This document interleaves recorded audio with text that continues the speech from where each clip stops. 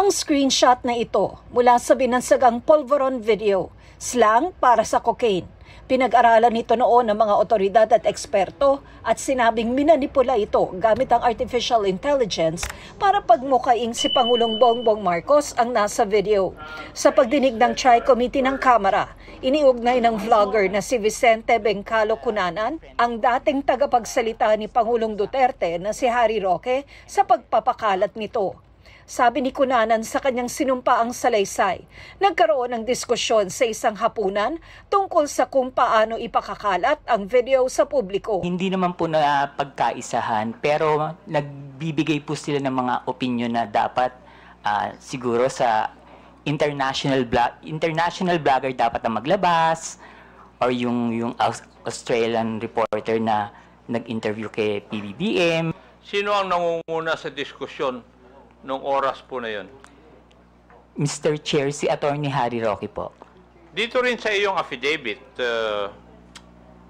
Pebbles, may binanggit ka na binanggit din ni Attorney Roque na sinabi niya na kaya niyang magpabagsak ng gobyerno. Ang exactly sinabi niya dyan is nagkamali sila, magaling akong magbagsak ng gobyerno. Ayon kay Cunanan, matapos ang halos 2 linggo, ipinalabas na ang binansagang Polvoron video sa may sugrali sa Vancouver, Canada noong 1 taon. Sabi ni Cunanan sa kanyang affidavit, sinabihan siya ng vlogger na si Maharlika na sakyan ng video. Ayon dito sa iyo sa laysay din, parang alam ni Maharlika ang nilalaman ng video bago pa man ito may sa publiko. Yes po, Mr. Chair. Ano po ang basehan ninyo? Kasi noon pa po niya sinasabi na may video. Sa isang live stream ay magkasamang sinagot ni Roque at Maharlika ang mga sinabi ni Cunanan. Yung larawan na yan, lumulutang na yan bago pa mag-Hong Kong 2022 pa lang sinabi ko na may Polvoron video. So ang sabi ko sa kanila is, ito na inaantay natin. Kinumpirma ni Roque na pinag-usapan sa Hong Kong kung anong gagawin sa video. Pero totoo naman na maraming mga suggestions kung meron gang ganyang video, no? Pero I don't think anything came out of that kasi from July 7 to yung actual showing mo. Kailan ba yung actual showing sa July 22? Mula July 7 to July 22, wala naman akong narinig na balita tungkol dyan sa Polvoronic. reaksyon ni Roque sa alegasyon nagbanta siyang kaya niyang magpabagsak ng gobyerno. Nakakatawa naman yan kasi nga unang-una, wala naman akong kahit isang baril. Okay? Wala naman akong sinabi na kinakailangan tayo gumamit ng dahas. Sabi ni Roque, magagamit niyang pruweba sa paghingi niya ng asylum sa the Netherlands ang pagdinig ng TRICOM bilang patuloy umano ng political persecution laban sa kanya. O eto mga kababayan ha, isang seryosong katanungan. Kumusta ang lagay ng ating presidente? Nagbitay pa rin ba? Kasi, nakalimutan natin mga kababayan, hindi na pala tayo nagtatranslate ng Bisaya. Kumusta na ang lagay, sitwasyon ng kalusugan ng ating presidente? Okay pa rin ba? Dahil kung ating matatandaan mga kababayan, kamakailan lang nag-viral yung post ng isang doktor mga kababayan na anya, unang tingin pa lang daw niya sa itsura ni PBBM, alam niyang mayroong sakit na. Mayroon nga bang sakit si PBBM ngayon? Hindi ba ito malubha? Dahil kanina mga kababayan, habang nagsasalita siya sa araw ng kagitingan, yung kinaumagahan na yung wala pa si Admiral mga kababayan, di umano. Dahil kinahaponan, andun si Admiral sa kanilang video, di umano. Ay habang nagsasalita si PBBM mga kababayan, ay dumugo ang kanyang bunganga. Oh, tingnan niyo oh, iwi. Yak, at ano ba itong RTVM? Oh, PTV? Bakit nyo pinokus talaga? Alam nyo, hindi ba nakikita yan ng cameraman? May masisibak na naman dito mga kababayan na dumugo ang kanyang bunganga. Oh. Finokus. Oh, panoorin nyo mga kababayan bago pa mabura. Andun sa RTVM, andun sa YouTube, araw na kagitingan basta speech niya. At andun sa TikTok, mas malinaw mga kababayan. RTVM. Habang nagsasalita si PBBM mga kababayan, dumugo ang kanyang bunganga. Panoorin niyo po ha. Ay, tamang-tama po. Eto mga kababayan ha. Eto yung umpisa. Diba? Wala pang dugo. Ang nangyari po rito. Clear na clear pa ang kanyang ipin na madilaw mga kababayan. Ewan lang natin, no? Bakit ang dilaw ng ipin ni BBM? Ikumpara nyo sa kanyang damit, mga kababayan, na barong, oh. Di ba yung barong? Medyo may pagkadilaw pa yan. In-adjust pa nga itong color nito, mga kababayan, eh. Pero mas dilaw pa ang kanyang ngipin, mga kababayan, sa manilaw-nilaw na barong. Pag gunita. At pansinin nyo ang kanyang ngipin, ha? Pansinin nyo ang kanyang ngipin. Biglang nagkaroon ng dugo, mga kababayan. Ang kagiti ay na ang inyong eto na. pamilya. Nag-umpisa na, ha? Dyan, mga kababayan. Dyan, mga kababayan. Pansinin nyo, may dugo na. May pangiwi-ngiwi pa. Ganyan, tingnan nyo, Hindi ba yan sa pangingiwi niya, mga kababayan? May nakagat siya sa kanyang cheeks. Dugo ba yan o hindi? Hindi po edited yan, mga kababayan, dahil galing yan sa kanila. Ang tanong natin dito, mga kababayan, ha? Mas malapit, ha? Kung ang dugo ba na ito, galing ba sa ngipin? Galing ba sa kanyang cheeks? O galing sa kanyang baga? Dahil kung, usog, pag masyadong malapit, BBM. Dahil kung galing ito sa kanyang baga, mga kababayan, lungs, mas delikado. Mas delikado. Okay lang kung siguro nakagat niya accidentally ang kanyang cheeks dahil alam naman natin, ha? Wala tayong ibang ibig sabihin na, mga kababayan natin. Lagi naman siyang ngumingiwi, di ba? Totoo naman! Ngumingiwi. Bakit nakagat niya habang nagsasalita? Hindi ba kaya, mga kababayan, mayroon siyang gingivitis? Mas delikado yan. Although, per se, yung gingivitis, mga kababayan, ay hindi masyadong serious talaga na health conditions, pero nag-a-add up yan, mga kababayan, eh.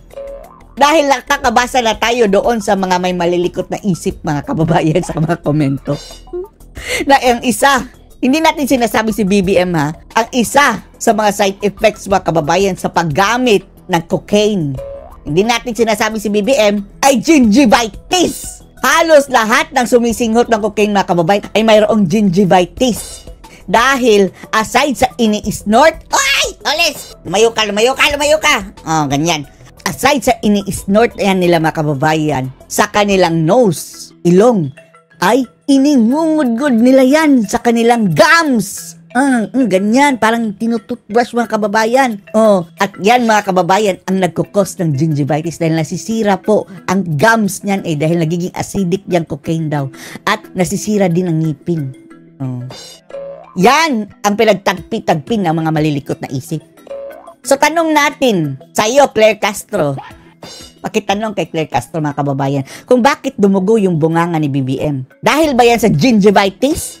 O dahil ba nakagat niya ang kanyang cheeks? O lips? O inner cheeks? O galing ba ang dugo na yan sa kanyang baga? May karapatan pong malaman yan, ha, ng sambayan ng Pilipino kung ano sitwasyon yan. Although.